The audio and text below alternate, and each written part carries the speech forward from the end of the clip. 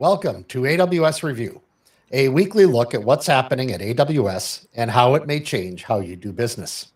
I'm your host, Michael Krause. I am the Chief Technology Officer at Charter Solutions, where we help organizations change and innovate quickly by accelerating their acquisition and use of data.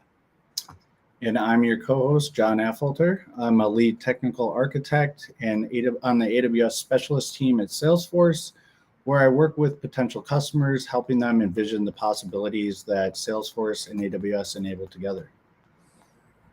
Excellent, and welcome back. Hopefully you had a good holiday weekend. I went up north. We had our regular my brother has all of his friends up there, so they like to come up and tear up the lake a little bit for a weekend. But yeah, it was a good weekend. So that's awesome. That's awesome. What yourself? Yeah, it was fairly quiet. Had a couple of little outside dinners with some friends over the long weekend, and but the real fun is coming up on Wednesday night. So one of the local ski areas down in Bloomington is having an outdoor showing of The Princess Bride. So my wife and I are going to go and check that out on Wednesday night. That ought to be fun. No, that's really cool. Michael, we only have a couple months to do this stuff, so we better get out while we can, right?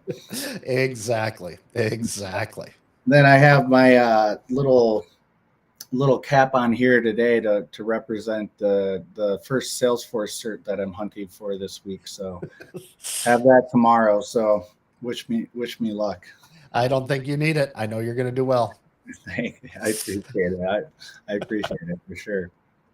So, before we move on to the topic of the day, which is going to be interactive data analysis on AWS, let's take a quick look at what's been happening at AWS over the last week, which is not too much. So I'll let you run through this one, Michael. But yeah, I think everybody was on holiday over the 4th of July, and it's actually been 2 weeks for us now because we skipped last week because Monday was a holiday. But it's kind of quiet the last couple of weeks at AWS.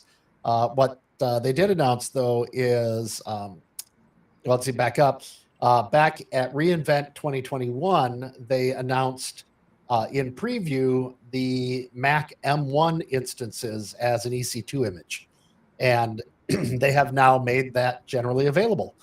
So for those people who aren't up to speed on it, this is a dedicated Mac Mini computer attached through Thunderbolt into the AWS Nitro system. So it allows the Mac Mini to appear just like any other EC2 instance, and that is now available for anybody who needs to run Mac workloads on AWS. Well, that's gotta be nice for some of those data scientists too. They're working on those MacBooks, and if they need to do some stuff and not have to worry about dealing with anything else. So it's not GPUs, but at least it's plenty of power there, I'm sure, though. Oh yeah, absolutely. Wait until they get the bigger Macs available. So as long as they can figure out that hardware issue there. So all right. So on to the meat of today then. So today we're going to be taking a look at interactive data analysis on AWS and some of the different tools that are available. There's not a lot of them, but there are a few, and some of them have different purposes. So we want to touch on a few of those and take a look at how they can be used and what they're valuable for. Yeah, no, absolutely. And, I always like to start off with a question, I guess, just to set the scene. So, when we talk about interactive data analysis, what are some of the things that might include, I guess? So broadly speaking, when I think of interactive data analysis, I think of tools that allow you to take a look at the data, try to gain some sort of understanding from the data, usually has some sort of visual presentation, charting, graphing, sorting, listing, many different ways it can come to bear. But the idea is a tool that it's not static, it's interactive, it allows you to play with it. If we generically think about it from the world of like dashboarding, right? Show me the sales for the last month. Drill into that and say, okay, that's really great, but I want to be able to see it by region. I want to be able to see it by salesperson. Oh, this salesperson seems to be standing out way above everybody else. What are their customers like? Who are their customers? What kind of sales are they getting? What's the average size of their sale relative to other people, right? So that's just one generic kind of view at it, but it could be, trying to understand, what's the nature of your data, right? It could be trying to take a look at what's your nature of your data relative to how you might leverage it in different types of, static or dynamic analysis, AI, ML kind of things like that. Yeah, no, absolutely. And one thing I think about too, and there's a lot of different ways that you could do this is, when you're analyzing and even just debugging or looking at different things within your system that you can create a quick site dashboard for, or maybe even in IoT as well, when you have, something like SiteWise, where you can actually look visually at your entire floor and really drill in on it and go kind of take a look at what's going on too. I kind of just thought of that as we were sitting here, and I didn't even have it in the notes, but I guess, that's another one too, that really, as we start to move forward in IoT and really have things be interactive, is being able to drill down on something that's like a digital twin and really Right. being able to visualize it. I think it's going to be a continuing theme for sure. I completely agree. And I think that, if I take a look at AWS and what tools they offer, for me personally, because of my history, there's a few that definitely come to mind, and maybe just briefly, we can walk through them quick and then we can drill into them. One is Amazon QuickSight, which is their dashboarding tool, their competitor to tools like Domo or Tableau or Power BI. There is Amazon Data Brew, which is their tool for, curation and transformation and normalization of data. And we can talk about what it provides. You mentioned SiteWise, the whole concept of building a digital twin and being able to see what's happening in that visually in that digital twin, and to use it as a model to do kind of what if analysis. Mm-hmm.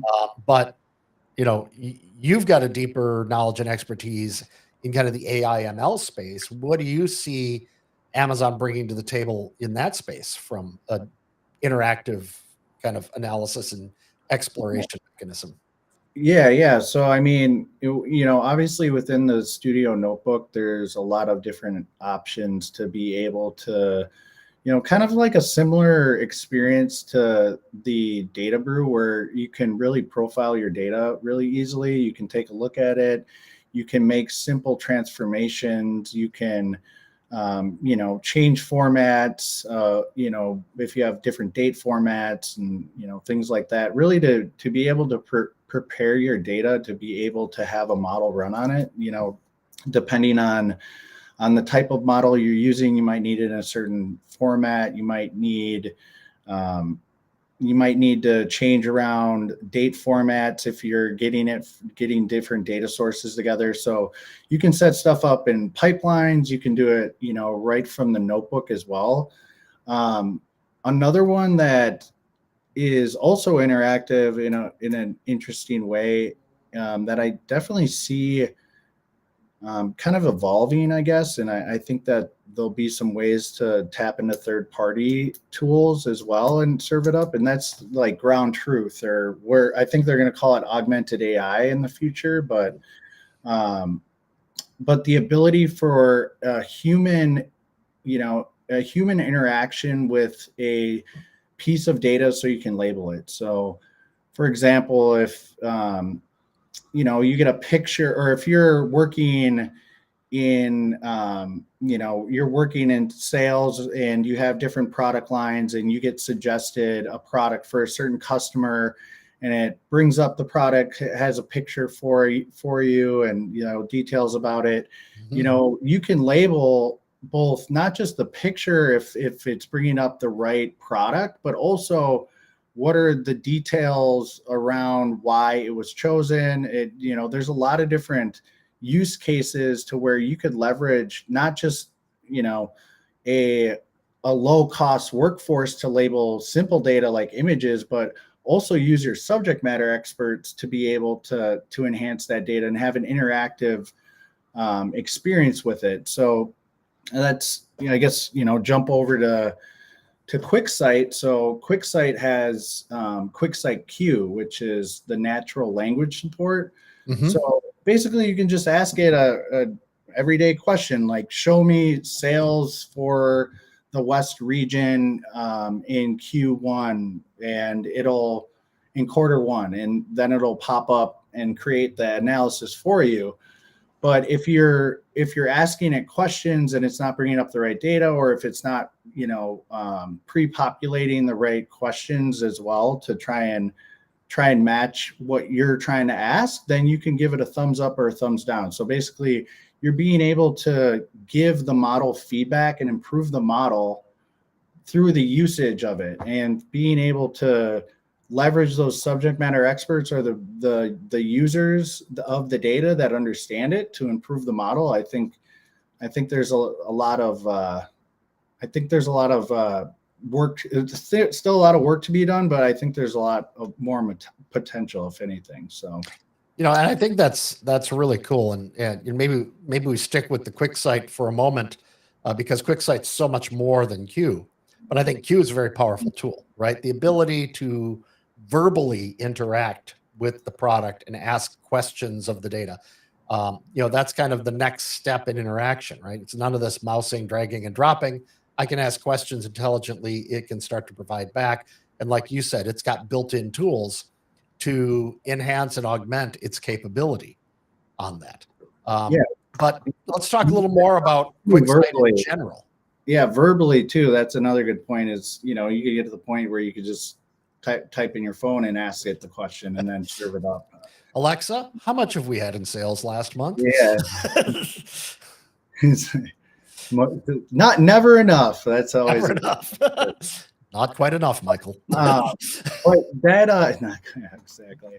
But yeah, I think QuickSight is really come a long way in the last couple of years, and I mean pretty much every quarter they come out with paradigm shifting improvements. So now we're at a point where we have things like one-click embedding, to where all you need is your domain for your internal interweb, and you can serve up dashboards for your entire enterprise to be able to be utilized. And you don't have to really go through all of the steps that you used to have to go through with embedding. And I would definitely say that it went from somebody that was maybe a beginner coder could put, they could definitely embed a dashboard, but now it's to the point where anybody that's doing administration of reports, or I'm just thinking about it, just a general BI migration. And some of the things that we ran into when we would do BI migrations was that the people managing a lot of the reports and all of the dashboards and everything, they weren't necessarily BI folks. They were sometimes admin folks. That the BI folks made the dashboard, then the admin folks distributed it. And right. now it's at the point where they can manage that and put it into the intranet as well. So then you have a whole enterprise that's able to interact with your data in real time. So let me ask a competitive question. Since QuickSight is kind of new into the marketplace, at least relatively new. I remember the reInvent when they announced it, and I said, well, this is going to be fun to watch. It's not going to be really useful for the next year or two as they start building up. But, there are other tools out in the marketplace that have been there for a while. And, I mentioned some of them earlier: Tableau, Domo, Power BI, and there's probably a dozen other ones. As you've looked at QuickSight and how QuickSight has been changing over the years, how is it now comparing to these other tools in the market? Yeah, I think, I think there's still work to be done with some of the admin things, but I guess each one of those tools is done in a different way too. So it's kind of apples to oranges in some ways. But on the other side, if it's plugged into AWS, that makes things a whole lot easier with a lot of the admin stuff. So it's kind of it's kind of an interesting, I don't know, it's an interesting paradigm because you have things like Tableau. Obviously, now I'm biased towards Tableau. Well, we were Tableau and always AWS, but it's really, sometimes people just have Tableau and they won't even have like anything else. And it's kind of like a one-stop shop. With QuickSight, what I see is that it compares, it comes to parity for everything that matters, really, that really truly matters. And a lot of the other things are just nice to have or just for aesthetics. But now I think that it's going to start to, make or take the lead, at least within big data visual processing and visualization of either big data sets or data that is coming from machine learning or processes, or just all, or visualizing, even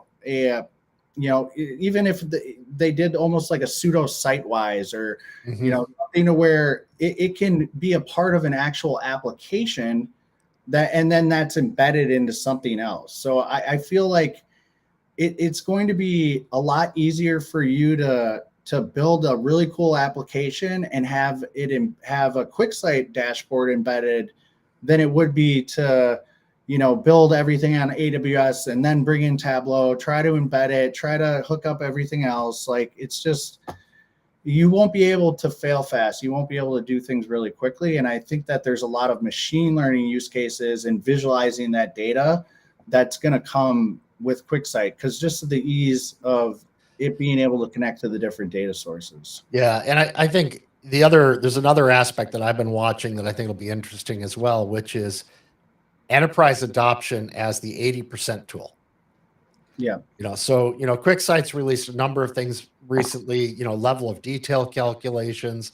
They've released the ability to basically generate and publish static reports, right? Which kind of puts them directly in competition with the traditional green bar type systems, and gives them a capability that's been a little more difficult for some of their competitors.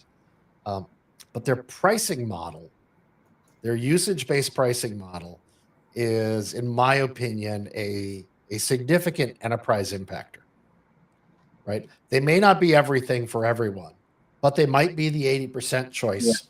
When you start looking at the pricing model, the fact that they can do dynamic interactive dashboards and generated emailed reports, and they have this, uh, integration with all the rest of the AWS ecosystem. I think it's going to be an interesting thing to watch. Yeah, for sure. And I know that they're working really hard on adding, just, I guess this is interactive data too, but adding different admin capabilities from the console. Right. And that, I think that is really where it's going to take off at the enterprise. Because you have to think, to your point, it's doing all these things that, stuff like Crystal reports would do. And it's like, it's already doing that to parity plus a couple of cool add-ons. Yep. If you get to the point where you're now doing the thing that made the simple solution, worth getting, if you're doing that better, then there's really, to your point, if you're doing 80% of it, it's the enterprise choice, where I think, right, something like a Tableau will be BU specific. And then for certain organizations, it might be the whole thing. It might be their whole data warehouse even, so. Absolutely. So let's change tracks and hop over to Databrew for a little bit. Yeah. And I think we've mentioned Databrew in the past when we've talked about curation and things like that. But just quickly, for people who may not be as familiar, Databrew is a tool. It's part of the Glue suite with AWS, and it is designed to help you transform, normalize, and cleanse, and even curate data for use in analytics and other downstream processes. And as part of that, Data Brew has a very rich user interface. And it includes a few things like data profiling. So you can take a look at a data set or a sample of a data set and see, what data type it is. What's the range of values, right? So if we determine it's, revenue numbers, well, what's the range of the revenue numbers? What's the min? What's the max? What's the median or average? And even more so, they'll chart out distribution. So it allows you to see, it's like, oh, I've got a data set that has 3 values, of which 2 of them are 99.9%. There's a good chance that third value is a problem or an error that needs to be cleansed. So it gives you a lot of profiling tools for that, which I think is pretty cool. It allows you to normalize data and see that from the results in your profiling as well. But it also has a data lineage capability, which it looks like you're bringing up. Look at that timing there. We're perfect, man. We're on sync now.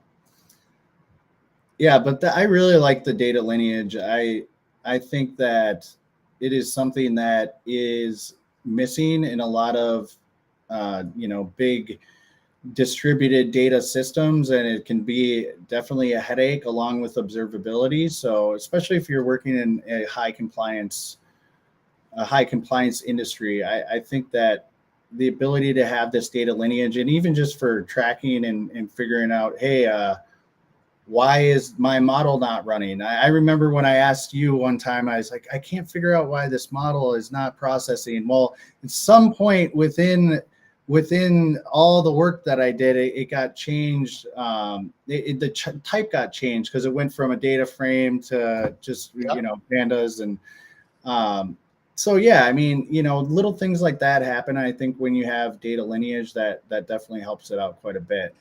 Yeah, and I think the visualization piece of that is important, because people need to see what's going on, and seeing a whole bunch of text in a hierarchy or something like that is tough. But when you start looking at, especially when you're talking about self-service analytics and data democratization, people are looking at a data set and they're like, where did this come from? Well, this is actually an aggregation of these 2 things, and this thing came from this, so you can actually trace it back and see what happened in its life to get to where you are. Yeah, no, absolutely. And here's just a little picture about, some of the data distribution. To your point earlier, Michael, it has the min, median, mean, mode, max here. And it's easy to read. It tells the cardinality.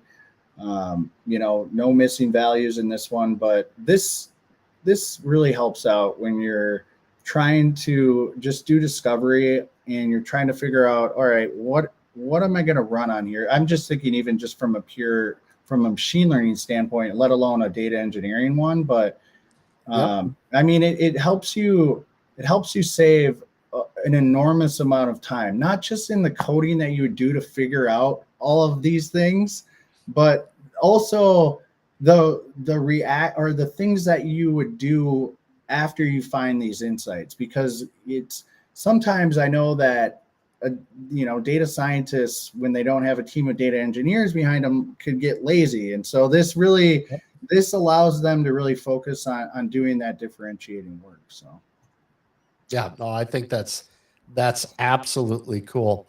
And I remember when we were in the green room before the call, one of the things that you had brought up was, and I think it's worth a mention here, is the notebooks, Jupyter notebooks, right?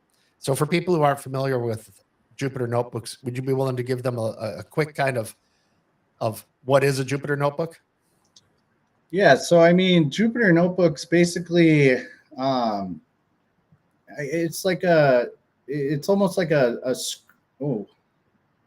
my power just slashed out. It's almost like a little interactive IDE in a way, where you can bring in data, you can work with it, you can visualize the results in line.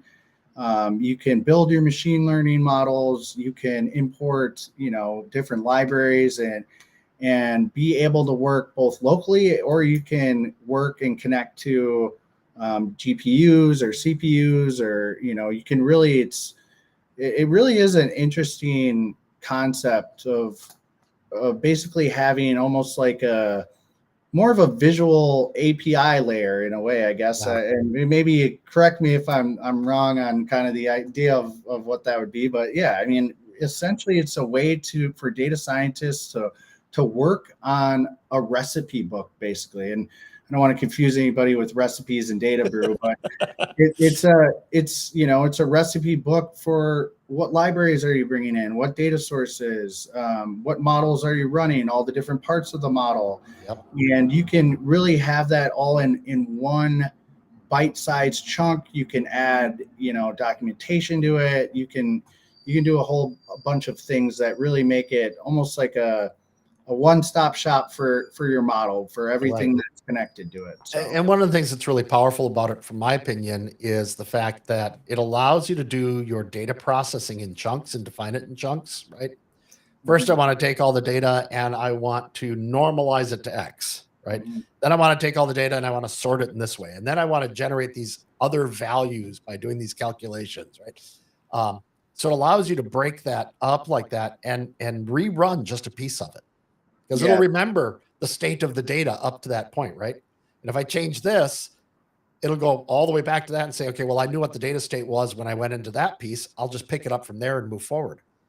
But additionally, you've got a rich set of data profiling, data shape representation, charting capabilities as well. And I know I've used a number of times where it's like, okay, I need to get to this point, but I've kind of lost in my head exactly what's going on with the data. So I'll actually generate some charts right in the notebook and then go on and do more processing after those charts. And I've got that traceability all the way through. Yep. Or, just being able to just see the first, if you're doing a lot of different processing, just being able to take a little chunk and seeing the set of data real quickly, just even if it's the first 10 rows, I mean, that really makes a difference, especially when you're trying to maneuver columns and you're recreating columns and you're trying to make sure that it matches up with your model. And also you might need to ignore certain columns or, so just being able to visualize it really quickly after you've been doing a lot of data engineering on it, it definitely, it speeds things up. It's the old saying, right? The data scientists spend 75 or 80% of their time just preparing the data, and only 20 or 10% of the time actually doing anything. The other 10 waiting around for your model. Exactly. Actually, probably more like the 80%. You're waiting around for another model. You're preparing the data for the next one. So I know today we've got a little bit of an early stop, so I want to start wrapping things up here. But I want to summarize kind of something that I've been hearing throughout this, and have you chime in and see if you agree or not. The interactive tools for playing with the data that AWS provides kind of falls into a couple of camps. One is what I'll say the highly visual drag and drop style tools. And that's going to be your things like Amazon QuickSight and Databrew, right? And then, I forgot to mention Canvas as well. So okay, and tell me a little bit about Canvas. So Canvas is basically it's SageMaker's low code AI. It's basically like a notebook that's low code. It's hard. Sorry, not so eloquent, but it allows a business analyst or somebody with some basic statistical understanding to be able to put together a model and be able to, just like a data wrangler in SageMaker, it allows you to switch things around that you need to do, or change data types, or set a data type, or change column names, etc. So excellent. Excellent. And then the other category are things that are a little more hand code, but highly interactive. And that's kind of where the Jupyter notebooks fall in. And I think it's important to note that Jupyter notebooks are used in a number of different areas in AWS. So obviously with the AI ML area with SageMaker. But just from a data prep, data processing perspective, Jupyter Notebooks can be also used with AWS Glue jobs in generating Spark jobs for doing transformation of large data sets. Yeah, and then all the SageMaker tools, it can access Spark or Glue just like if it was in Data or Databrew. That's one thing that's kind of interesting to me is like, all right, if you're a data scientist, are you going into Databrew, or are you using the pipelines and Data Wrangler? It's kind of I'm interested to kind of see where that heads next.